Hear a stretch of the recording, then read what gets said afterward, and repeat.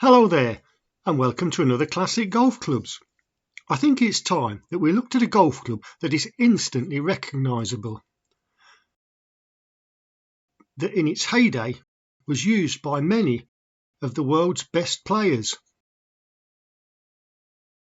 Not only that, it's still going strong. Not many golf clubs stand out from the crowd, and most of those that do are putters. One of the most recognisable golf clubs of all time has to be the Bullseye putter. The design has been in production for almost 80 years, and at one time it was the most popular putter on the professional circuit. In this video, we'll attempt to trace the early years of the club and see how it developed over time.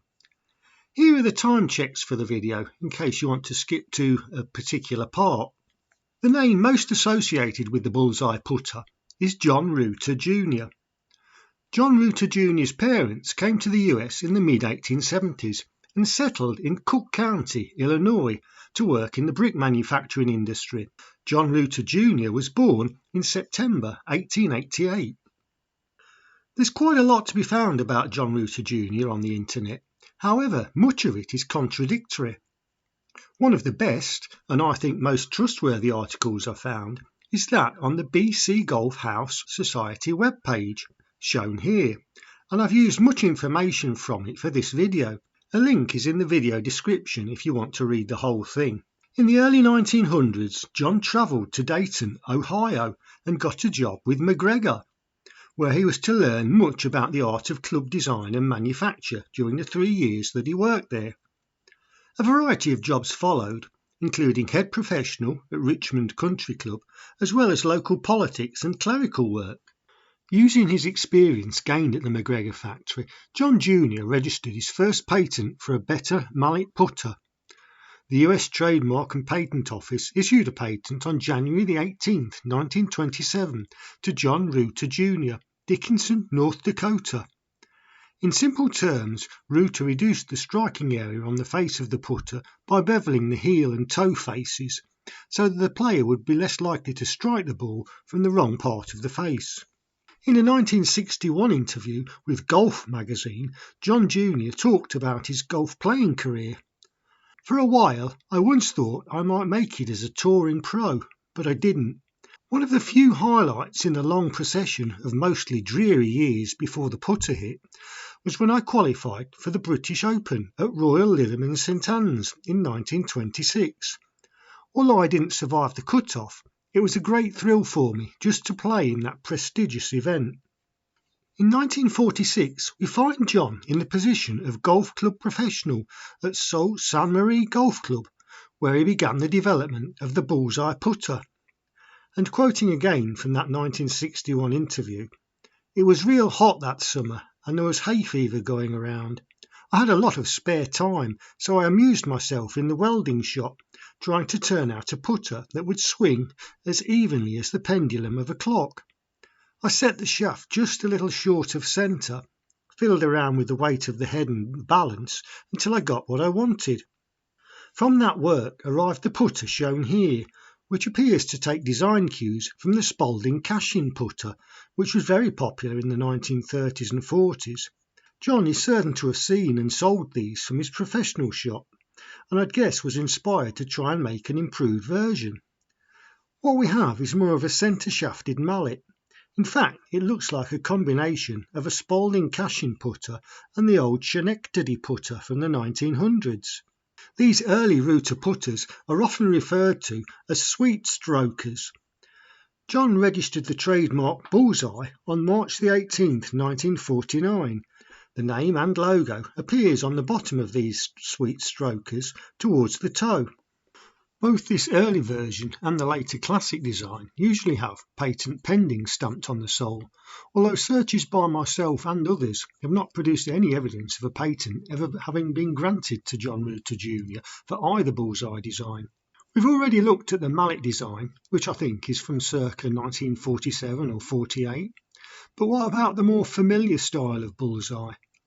While I'm talking us through to the end of the John Reuter involvement, I'll be showing on screen some of the codes that were used on the sole of the clubs, and also some examples from different dates. The excellent BC Golf House article states that shortly after receiving his Bullseye trademark, John Reuter Jr. moved to Phoenix, Arizona in 1950 to concentrate on manufacturing his new putter. In an interview with Golf magazine in 1961, he described those early years, telling how he finished each putter by hand with files and emery cloth whenever he had spare time from his job as assistant professional at a local Phoenix public golf course. The final shape gradually emerged in his mind and hands until he made the one that he knew would match his dreams.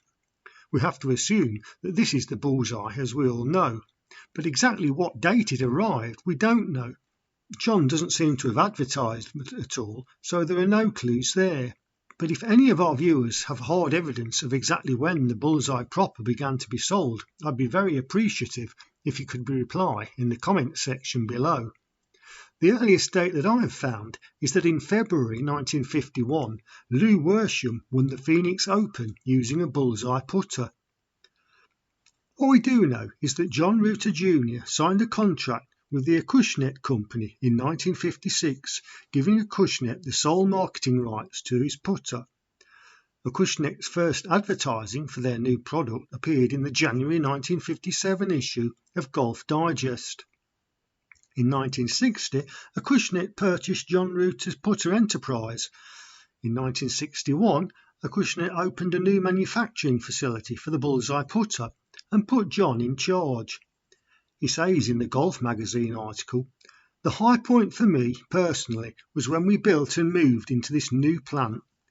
It has the finest precision equipment available for manufacturing putters." After purchasing the business in 1960, Acushnet were issued a putter logo trademark and incorporated it on their putters from then on. In 1978, Acushnet dropped the Acushnet name and began to use the Titleist name instead. When Acushnet purchased Scotty Cameron's company, he was asked to make slight changes to the putter, most notably adding a little more weight and using a harder brass. From then on, they began to use the letters SC inside the Bullseye logo. The first Bullseye putter is clearly nothing like the one most associated with John Reuter Jr. So when did that more familiar style first appear? There is an argument to be made that it appeared in Scotland and was produced by the John Letters Company, known by tens of thousands of golfers in the UK as the Golden Goose. Let's now take a look at the information we have on that club. It's quite easy to find articles on the internet which state that the Golden Goose was designed by Letters in 1946. This is all well and good, but I'd much sooner have some definitive proof of the fact, such as a contemporary piece in a magazine or such. Up until now, though, I still haven't found one. The earliest printed article I can find actually stating this date was a piece about the John Letters Company that appeared in Golf Monthly magazine in June 2003. There's also this article about Bob Letters, which appeared in the Australian magazine The Brassy, produced by the Golf Collectors Society of Australia, dating to 2006, which shares the same 1946 date and includes a picture of Bob Letters and a handful of centre-shafted putters, including at least one Golden Goose. Pretty straightforward proof, you might say, that Letters came up with the club in 1946. But there's one element that could cast doubt on this date, and that's the fact that in 1946 centre-shafted putters were still illegal in the UK under Royal and Ancient rules. A ruling that goes back to 1910 in a grudging response to Walter Travis winning the 1904 British Amateur Championship and becoming the first American to do so. He used a Schenectady putter, a mallet-headed type with a centre shaft. Many in Britain felt that this putter was the reason that Travis won and the trophy went to America. The ban wasn't lifted until January 1st, 1952, although manufacturers were of course aware that the lifting of the ban was coming. So why, one must ask, would John Letters make a centre-shafted putter in 1946, at a time when any lifting of the centre-shafted ban was probably not even under discussion? Following the Second World War, industries across the UK were encouraged or even forced to do all in their powers to export manufactured goods overseas, in particular to America. In 1946, John Letters, like many companies, were doing all they could to meet this export drive. So much so, in fact, that their famous master model irons, although first made and played by professionals in Britain in 1947, were not available to the public until mid-1948. So a design of putter that would appeal to the American market would help export sales, and the Golden Goose would fit the bill admirably. Not a problem that it couldn't be used in formal competition in the UK. Club manufacturers were already advertising centre-shafted putters prior to the legislation change by the R&A, as shown by these two adverts from November 1951 by the St Andrew Golf Company and Gibson's. The earliest advert I've found for John Letters and the Golden Goose is this one in Swedish magazine Svensk Golf from February 1952. A couple of interesting snippets suggesting that the Golden Goose had been around for a while already prior to 1952 are this for sale advert from April 1952 by a private seller. A set of John Letters clubs including Letters registered centre-shafted Golden Goose putter. The clubs were being offered by a golfer having to sell due to ill health. But for how long had he already owned the Golden Goose? It's unlikely to have been a recent purchase in the face of declining health. Then there is this inclusion in a section about the forthcoming Golf Traders and Manufacturers exhibition by John Letters, which says, also on show, the Cannet putter together with the now famous Golden Goose putter. Note the use of now famous. That must indicate that the Golden Goose had been in production for quite some time. Here is an advert from 1956.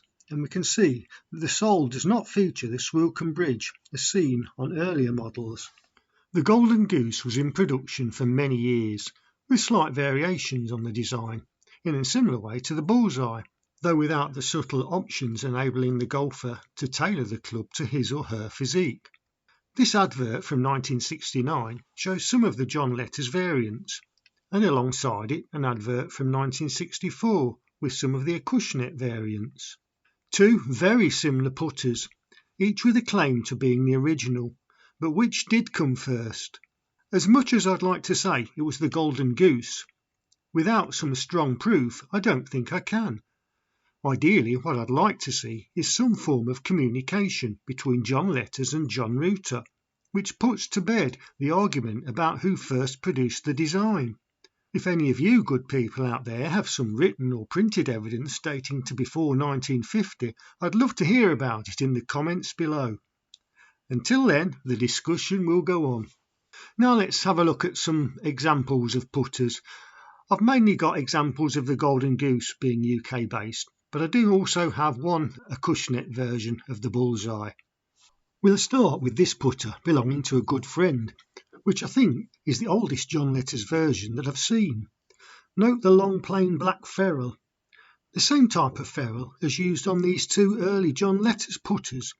In fact, it doesn't even say Golden Goose on this putter, just the bridge cleat mark, John Letters signature as per the earlier putters, and special, although it's all very worn, hopefully you can read it, implying that this putter was made before the Golden Goose name had even been chosen. These are the three earliest models that I have. We can see that they've had quite a bit of play and use over the years, got quite a few dents and dings on them. But one of the best features for telling an early one is that it's got a ferrule on it. The ferrule seems to have disappeared sometime in the early 1950s, and we just have the shaft terminating directly at the end of the hosel there. We take a look at these three examples. We'll start with this one, which I think might be the oldest. We'll look at the sole there. I'll take a picture of the sole, that will make life easier. This one is in good condition, a little bit of abrasion there. The shaft itself is a brown enamel finish. It's a step down shaft with the rings there marking the steps, so it's probably a true temper. And the grip is the original leather wrap. Next up we have this one, which is a chrome shaft. This one plain chrome shaft, and again we've got the original leather grip, this one a pistol style. And the final one is this one. This one seems to have taken the most beating over the years. This one's slightly more coppery colour to it, and it's got one of those sort of greenish lacquer type finishes directly on top of the chrome shaft, and the grip is another pistol type. So that's three early Golden Goose putters. Let's move on to the next putters that I've got. These two we can see are much better finished than the ones we just looked at, which were quite sharp around the edges and a little more rough and ready. These look as though they've been produced with much more refinement. This one I think is the older of the two. It's got a fluted shaft with red paint fill in there. It did have a what looks like a lacquer or a varnish finish, and on the sole it says Golden Goose by John Reuter, Scotland. And we've got the original leather grip with a reminder piece of wood down there, and the other one is a slightly later one, and now we're starting to use John Reuter's Golden Goose, the original, Scotland. Again, we've got a sort of a lacquer type finish on there, very similar head style. In fact, if I put those together, not quite identical, but very similar. Then we've got a fluted shaft, no paint fill on this one, and the grip on this one is a pro only. So that's those two. The last two I have are these. I think these probably date to the 1970s or 1980s. This one is actually one of my favourites. Very nice shape to it. The Golden Goose by John Reuter, Scotland. This one does have a ferrule, a bit of a throwback there. Fluted shaft again, and the shaft label gives a little bit of information about the club itself. Shaft length, loft and lie, 35-inch length, standard loft, standard lie. So they're getting a little bit more technical now. And the grip is, I think it's a Golf Pride. There's the grip, Tour Up Golf Pride USA. Very nice putter to use.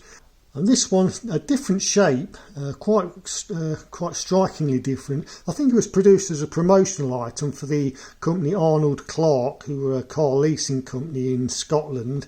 We've got the name there, and also on the back there we've got the JL logo, 1918.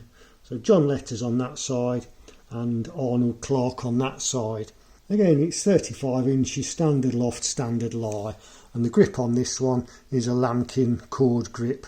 And the sole of this one is much lighter stamping, and we've got the Golden Goose with the goose picture of the bird there, proudly made in Scotland.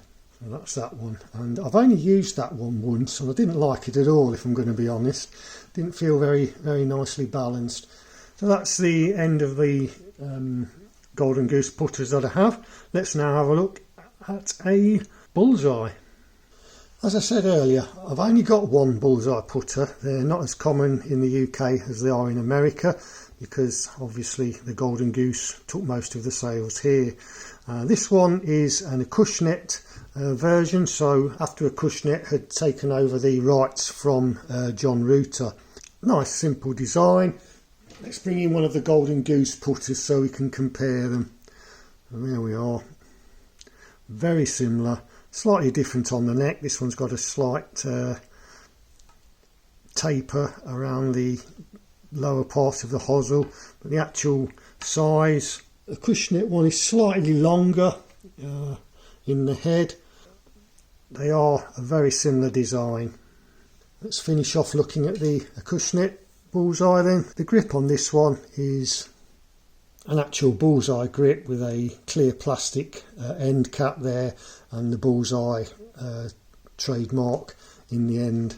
I think the putter itself is probably a 1960s model, although it doesn't have John Reuter's name on it, so it could be later than that. It could be one from after John Reuter had died, when I think Acushnet temporarily stopped using the Reuter name until Scotty Cameron came on board, when it was dropped completely. And there we go. Thanks for watching. I hope you enjoyed it, and I hope to see you next time.